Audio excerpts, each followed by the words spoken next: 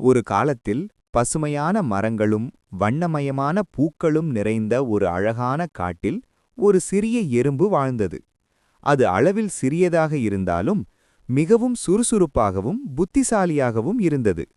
ஒவ்வொரு நாளும் காலை சூரியன் உதிக்கும் நேரத்திலிருந்து அது தன் கூட்டத்தினருடன் சேர்ந்து உணவு தேடி அலைந்தது. கிடைக்கும் தானியங்களையும் விதைகளையும் கவனமாக சேகரித்து பாதுகாப்பான இடத்தில் சேமித்து வைத்தது. அதே காட்டில் ஒரு வெட்டுக்கிளி வாழ்ந்தது. அது பச்சை நிற உடலுடன் இனிமையான குரலுடன் பாடுவதில் மகிழ்ச்சியடைந்தது.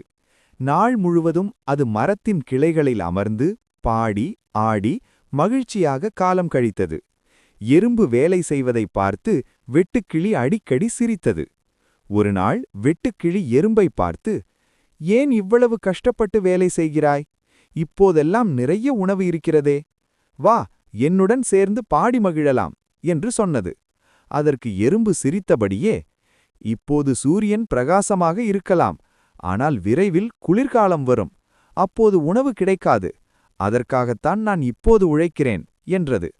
வெட்டுக்கிளி அதை கவனிக்காமல், "அந்த நாள் வந்தால் பார்த்துக் கொள்ளலாம்" என்று சொல்லி மீண்டும் பாடத் தொடங்கியது. நாட்கள் விரைவாக சென்றன. மரங்களில் இருந்த இலைகள் மஞ்சளாக மாறின. காற்று குளிர்ந்தது. பின்னர் குளிர்காலம் வந்தது. மழையும் குளிரும் அதிகரித்தன. வெட்டுக்கிளி திடீரென உணவின்றி தவித்தது.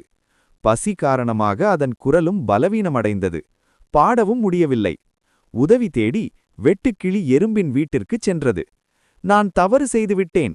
இப்போது எனக்கு உணவில்லை. தயவு செய்து உதவி செய்" என்று கண்ணீருடன் கேட்டது.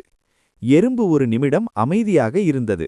பின்னர், "உழைப்பின் மதிப்பு இப்போது உனக்கு புரிந்திருக்கும்" என்று சொல்லி தன் சேமித்த உணவிலிருந்து வெட்டுக்கிளிக்கு கொடுத்தது. வெட்டுக்கிளி நன்றி கூறி, "இனிமேல் நான் நேரத்தை வீணாக்க மாட்டேன். உழைப்பையும் சேமிப்பையும் கற்றுக்கொள்கிறேன்" என்று வாக்கு கொடுத்தது. அந்த நாள் முதல் வெட்டுக்கிளியும் எறும்புடன் சேர்ந்து வேலை செய்யத் தொடங்கியது. இருவரும் நல்ல நண்பர்களாக வாழ்ந்தனர்.